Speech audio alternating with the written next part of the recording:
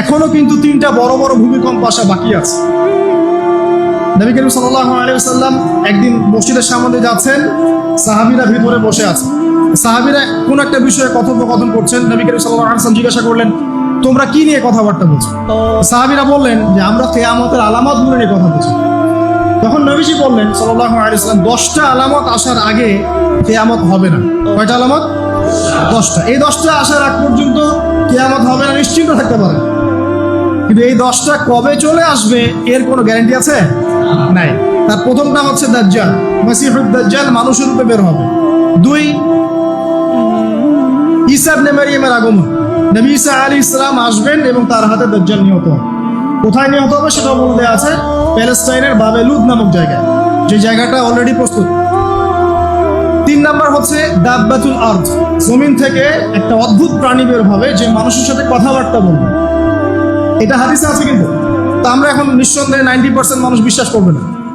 এবং যারা একটু বেশি চেতনাধারী তারা বলবে যে মোল্লা মুন্সিদের কথা শোনো, প্রাণী বলে আবার কথা বলবে। কিন্তু হ্যাঁ, এই কথাটাই যদি নাসা বলে, যে হ্যাঁ একটা প্রাণী আছে পৃথিবীর গভীরে, সে অচিরেই বের হবে এবং কথা বলবে, দেখবেন সবাই বিশ্বাস করছে। দেখেন চিন্তাগত শিরক। দেখেন যখন আমরা ওইসব মিডিয়া থেকে কোনো কথা আসে আমরা নিশ্চিন্তে নির্দ্বিধায় বিশ্বাস করি। আল্লাহ পাক হাদিসে বলছেন, নবী হাদিসে বলছেন দাব্বাতুল আরদ বের হবে, মানুষের সাথে কথাবার্তা বলবে, মানুষ বিশ্বাস করতে চায় না। আর কি? ধোঁয়া। এই ধোঁয়ায় আকাশ ছেয়ে যাবে, ধোঁয়া দিয়ে আকাশ ছেয়ে যাবে। এবং এত বড় ধোঁয়া বিশ্ববাসী কখনো দেখে নাই। এখন অনেকে বলছেন, এখনকার আধুনিক স্কলার যারা, অনেক স্কলারের এটা মত, এটা কিন্তু হাদিসে নাই, তাদের মত হতে পারে যে একটা নিউক্লিয়ার এক্সপ্লোশন হবে। সারা ওয়ার্ল্ড তো এখন নিউক্লিয়ার যুদ্ধের সামনে দাঁড়িয়ে আছে, তখন হয়তো বা ধোঁয়ায় পুরো বিশ্ব ছেয়ে যেতে পারে। এটা তাদের মত। এটা হতেও পারে, নাও হতে পারে, হওয়ার সম্ভাবনা কিন্তু আছে, উড়িয়ে দেওয়া যাচ্ছে না। ঠিক আছে? 4টা। 5 কি? 5 হচ্ছে ইয়াজুজ আর মাজুজ। ইয়াজুজ আর মাজুজ এই প্রকৃতি বের হবে, এরা কিন্তু আদম সন্তান এবং তারা পৃথিবীর পানি খেয়ে শেষ করে ফেলে দিবে।